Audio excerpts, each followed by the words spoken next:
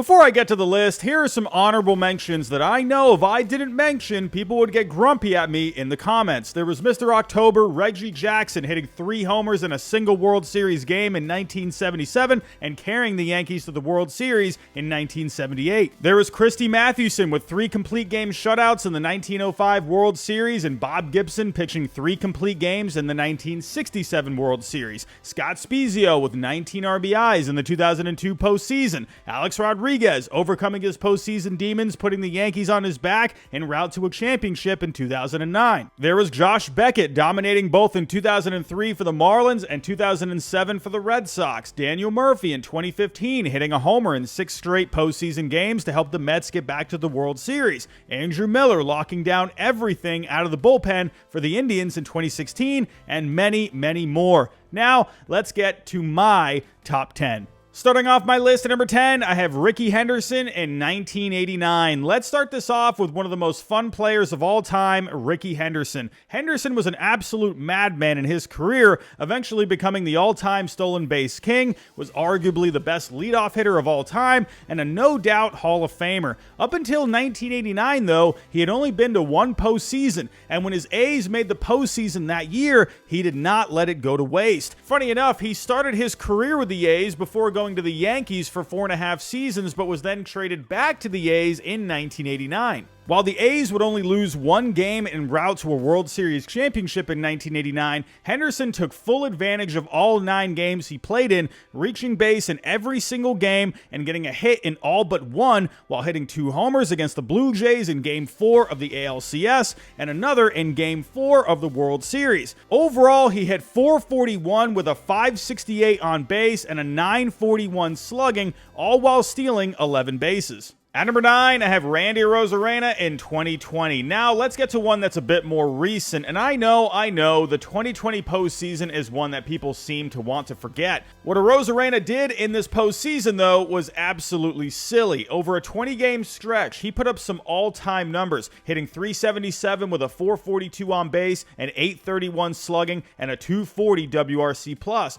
What stands out, though, are the home runs, which he hit 10, which is the most ever for a single postseason. While the low payroll Rays weren't able to finish the deal against the Dodgers, people will always label Arozarena as a big-time postseason performer, mainly due to the 2020 playoffs. At number 8, I have Barry Bonds in 2002. Ah, yes, the best baseball reference page ever to look at. One wish I do have, though, is that Bonds could have played more games in the postseason. In the 2002 playoffs, though, he took full advantage, wreaking havoc on the way to an eventual World Series loss to the Angels. Through 17 games, though, he didn't disappoint, as he put up some dumb numbers. Overall, he hit .356 with a .581 on base and a .978 slugging. He also hit 8 home runs, which is tied for second all-time in postseason history, and walked a ridiculous 27 times, which is the most ever for a single postseason. In my opinion, Bonds is the best player of all time, and it's a shame he couldn't win at least 1 ring, especially with these kinds of numbers. At number 7, I have Orel Hershiser in 1988. Orel Hershiser, in my opinion, is one of the most underrated pitchers of all time, and he showed the world what he could do in 1988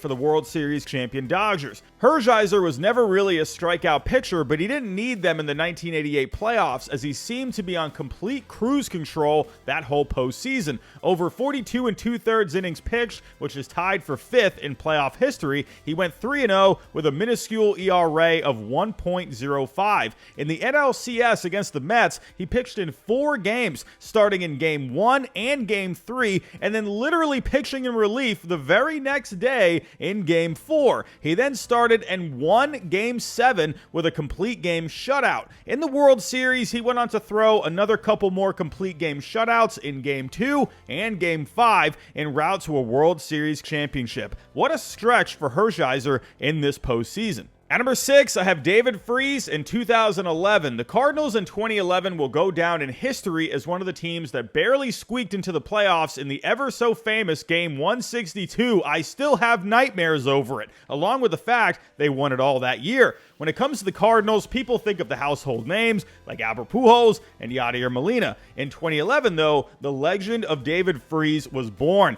Funny enough, while he was having a solid season, he missed a lot of time in 2011 due to injury, but this gave more reason for people to completely not expect the type of postseason he was about to have. Of course, we all remember the game-tying triple and the walk-off homer against the Rangers in Game 6 of the World Series, one of the best postseason games of all time, but man, he had a heck of a postseason as well. Over 18 postseason games, Freese hit .397 with a .465 on base and a .794 slugging with 5 homers.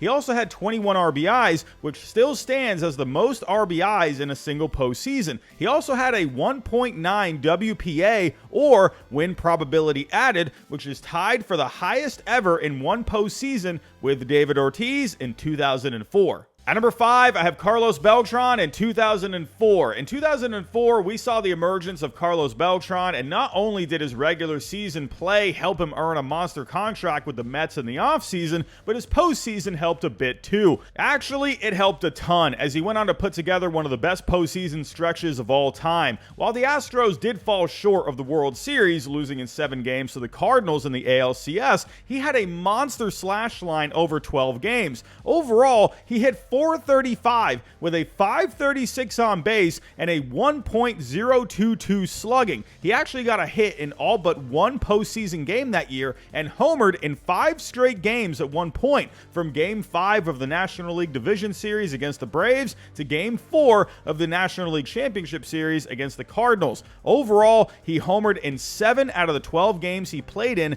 and finished with 8 home runs overall, which is tied for the second most all-time in a single postseason. At number 4, I have Steven Strasburg in 2019. While the number 1 pick from the 2009 draft, Steven Strasburg has not had the best fortunes in recent memory, as it's looking like his baseball career is coming to an end, his postseason in 2019 was legendary, with the Nationals turning around their season after a 19-31 start and eventually winning the wild card. Strasburg was able to embark on a postseason for the ages. He started it with a 3-inning scoreless performance out of the bullpen in the wild card game to help beat the Brewers, and carried it into the next round, pitching twice against the Dodgers and winning both games, throwing a total of 12 innings, giving up only 4 runs and striking out 17 batters. He went on to shut down the Cardinals in Game 3, pitching 7 innings, only giving up an unearned run and striking out 10. Where he was truly needed, though, was the World Series, where the Nationals went up against the powerhouse Astros, don't you say it, pitching in Game 2 and Game 6. He won both games, pitching a total of 14 1/3 innings,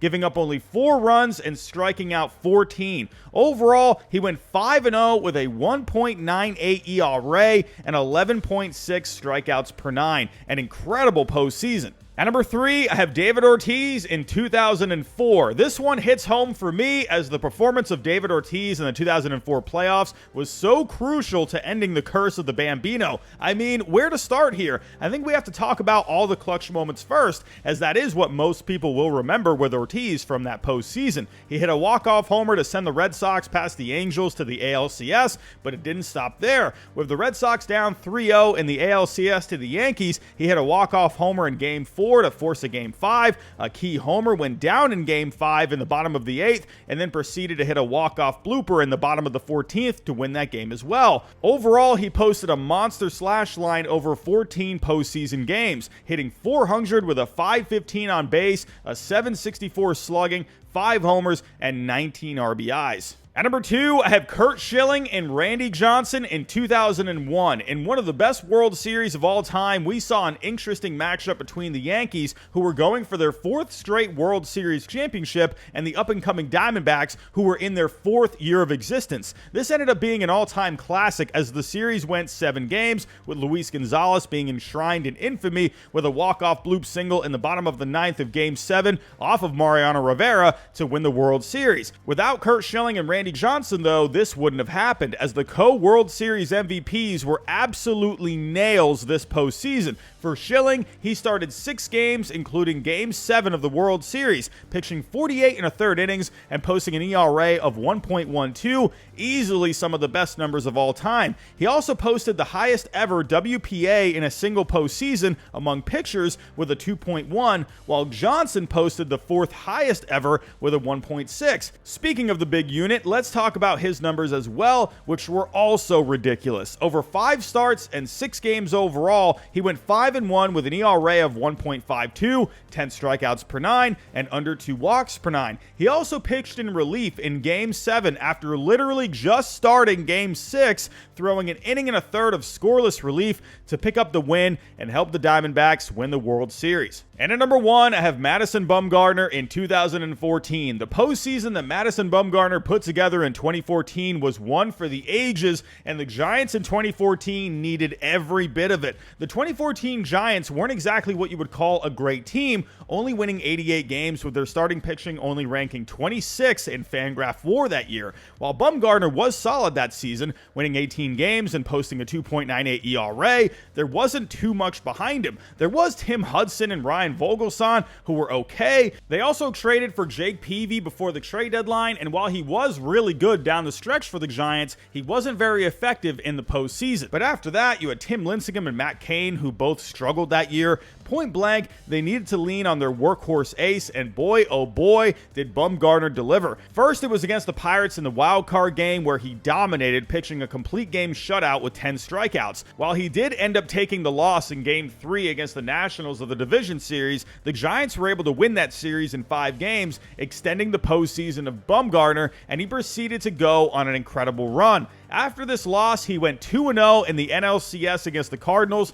tossing 15 2/3 innings pitched while only giving up 3 runs and earning the NLCS MVP. It didn't stop there, though, as he went on to have an incredible World Series against the Royals, pitching 7 innings of 1-run ball in Game 1 and a complete game shutout in Game 5. The icing on the cake, though, was that he pitched 5 shutout innings of relief in Game 7 to close out the Royals and help the Giants win their 3rd World Series in 5 seasons, earning him the World Series MVP. This, in my opinion, was the greatest postseason performance of all time. So that's my list. Tell me what you think down below. Did I leave anyone off this list? Let me know in the comments. If you can, hit the like button on the way out, subscribe if you're new, and I'll talk to you next time.